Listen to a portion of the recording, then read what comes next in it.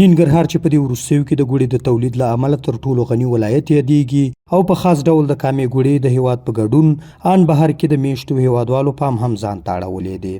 دا په کامې ولسوالۍ کې د ګوړې د تولید یوه کارخونه یا ګاڼۍ ده چې نږدې 80 تنه پکې په بېلابېلو برخو کې په کار بوخت دي او په 40 ساعتونو کې خواوشا 200 منه ګوړه تولیدوي.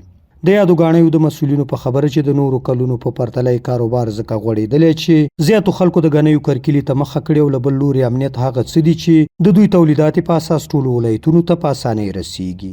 نجیب الله چې د کامې په نواباد کې تر ټولو لویه د ګوړې د تولید کارخونه لري وایي د پاکستاني ګوړې په بندېدو سره په ټول هیواد کې بازار خپل کړی او با کیفیته ګوړه جوړوي. دلته تقریبا موږ 3 کړۍ لګولې او دا 2 کړیان اوس فعلا تاسو ولیدل چې دا شروع دي.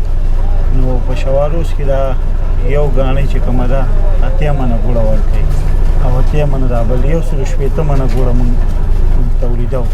بیا په کلار نور کړیانو ته بیا چې سیزن را اوس نوې شروع دی نو 180 منه موږ شواروس کې وباسو. دلته 80 نفره کار کوو، 10 نفره پټو کې لګي او 10 نفره دلته لګي ورو 80 نفره اوس فعلا په کار باندې امارات اسلامي اوس سکل د دوی پوزیشن ګوره ټوله بنده کړه. اوس خو امن راغلی دی، په امن سره افغانستان 40 ولایتونو ته ګوړه ځي وروره. هغه همدارنګه وایي نه یوازې دا چې پر لاس جوړه شوې ګوړه یې د هیواد په داخل کې محدوده پاتې ده بلکې مسؤلینو ورته زمینه برابره کړې چې ان د اروپا تر بازارونو رسیږي او هلته میشت هیوادوال ترې استفاده کوي. 3 رقمه ګوړه تولیدو، توره ده، توره او سپینه ده او سره ده. الحمدلله مخکې چې موږ د اول نه شروع کړی وه یو کړی و یو ګاڼۍ وه 15 نفره به پکې چاپېرو. بیا ورو په کار چې اوس امن راغلی دی نو اوس هم کار الحمدلله ډېر پراخه شوی دی ان تر دې چې اوس اروپا ته وروره ګوړه روانه ده. دا فعلا 100 بوجې اډر یو راکړی 100 بیا راکړی دی نو ډېر زیاته وروره الحمدلله روانه ده. دوبۍ ته ځي وروره، سعودي عربو ته ځي، ترکیه ته ځي، کلیفورنیا ته ځي، د امریکا او اروپا د فرانسې او جرمني ته ډېره ګوړه. یو شمېر هغه سیلانیان چې د ګاڼۍ لیدلو او ګوړې اخیستلو په موخه کامې ته راغلي وایي خوښ دي چې په هیواد هغه تولیدات ګوري چې وړاندې به له نورو هیوادونو راواردېدل. د دوی په خبره د وطن تولیدات کله یو طرفه با کیفیته دي، له بل خوا د کور ګټه په کور پاتې کیږي چې د ګڼو خلکو ژوند ورسره له اقتصادي پلوه ښه کېدلی شي. د کابل نه ننګرهار ته راغلی یم. ننګرهار کې دا موسم دی ګوړې د کامې ګوړه چې په دې موسم کې ډېر شهرت لري، په ټول مشرقي زون کې ځانګړی نوم لري. واقعا د ننګرهار په سطحه باندې نه بلکې د افغانستان په سطحه د کامې ګوړه چې ښه کیفیت او ښه کوالټي لري، ښه ذایقه د نسبت نورو هېوادونو نه سیمه ګوړه خصوصا له پېښور نه راځي. نو دې ګوړې خلک ډېر رضایت لري. په دې اساس باندې موږ هم کامې ته راغلو تر پورې د کامې ګوړه ویسو ځان سره کابل ته او بعضې عزیزانو ته خپل کور ته. د اقتصادي ډګر کې خو الحمدلله ډېر زیات رغنده رول لري.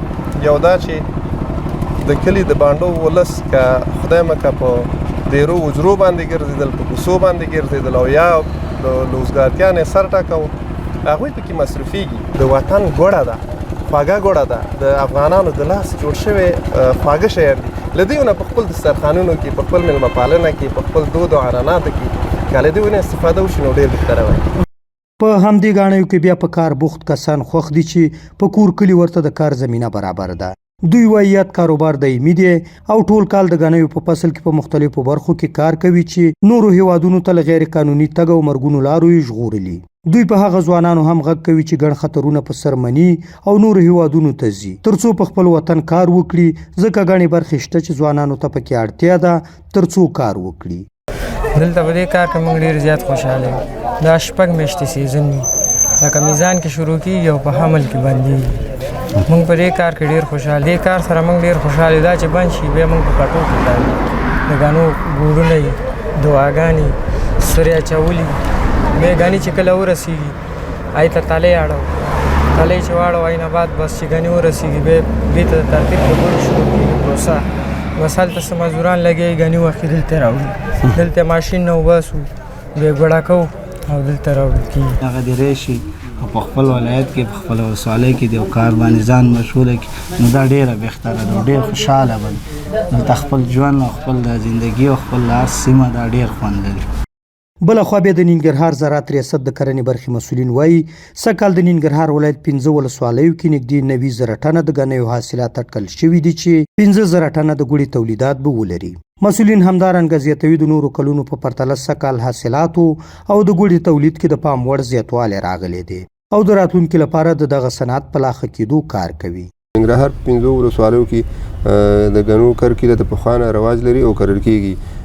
سږکال د ننګرهار په 1953 هکتاره ځمکه باندې غني چې دي کرل شوي دي چې خوشبختانه د هغې نه به حاصل 8,815 ټنه حاصل به لاسته راشي په تخمیني شکل باندې.